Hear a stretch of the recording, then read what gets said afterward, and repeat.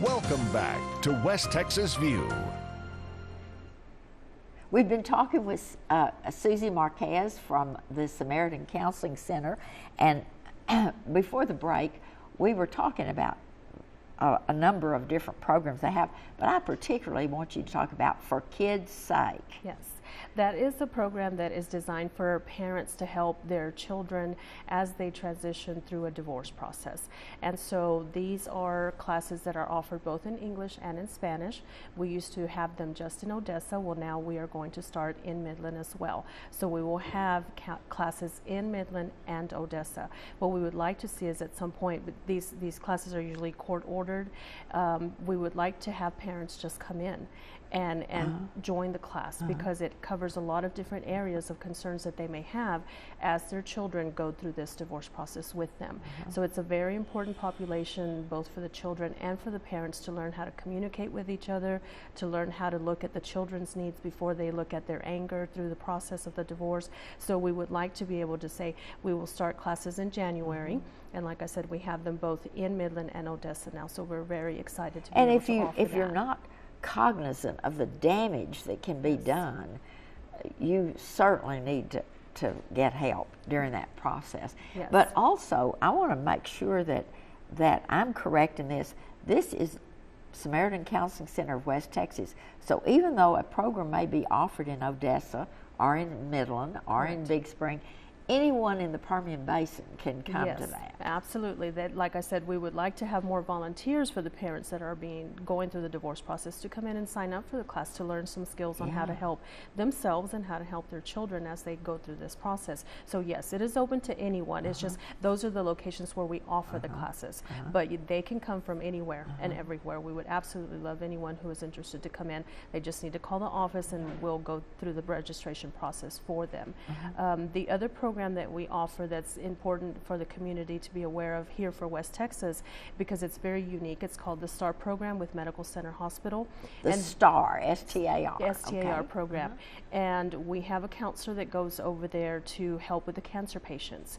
It's a process of rehab, it's a process of therapy, so they get their whole person addressed. And that's a very important part that I'm not sure very many people are aware that we offer that service. So they can do counseling in group and they can do counseling individually as well. They will start classes in February. They would probably need to go through the medical center to figure out what time.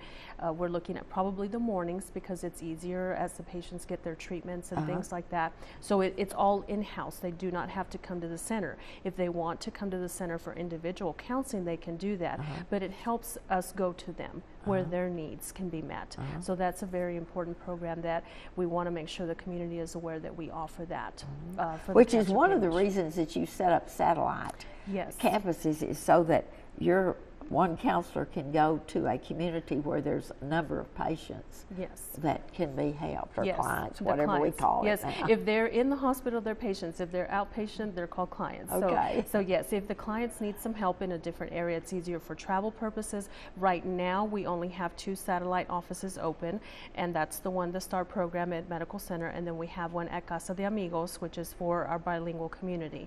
And so we would, as our program grows, which is what we're always looking at growing and expanding our mission, is to be able to hire more therapists that can come in and help us grow the areas of the community that need the help.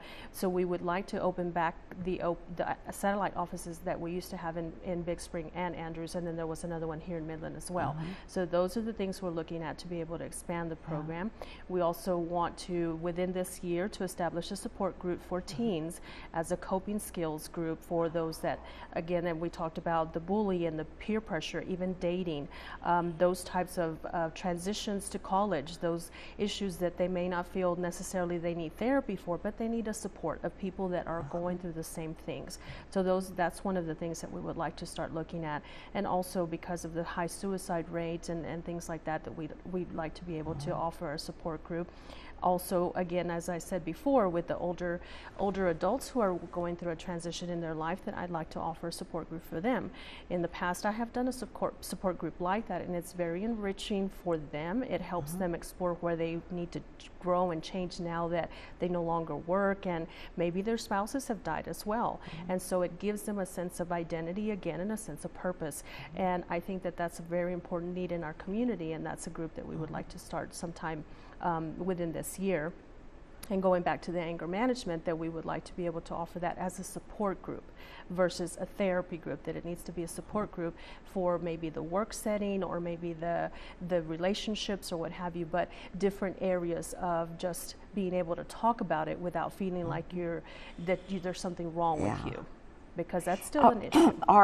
And one of the things you said earlier that I wanted to pick up on, you said if you've got some questions, just call. Yes. And you can talk with one of the therapists to see if you really need to come in. And so that is a really important thing, because I might think, oh my goodness, I may need help, but then again, maybe I don't need help. And so you're in a quandary about that. Sure, and they can talk to the person who does our intakes, and then we will, usually they'll come to me and we'll talk about it and see what the person may need, and then we'll decide which therapist is fit for them. Or if they don't need something, then we'll say, okay, well let's talk to them and let's see what other community support systems are there for them. And sometimes they just need to talk, and then they're okay after someone listens to them. But definitely call the office, and we can explore what areas need to be addressed, or if we have the service for you. We cover a lot of different areas, and we also have, we talked a lot about children too, because that's a part of the program that is wanting to grow, and having our counselors go to training so that they can specialize in helping specifically the children that are having troubled areas in growing, or behavior problems or emotional disturbances.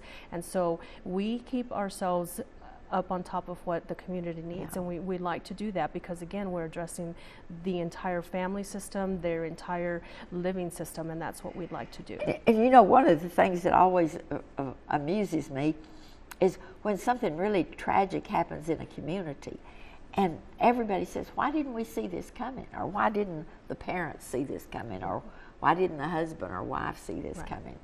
And because we don't have the training ourselves, and we need, when we've got questions, to seek some professional help. Yes.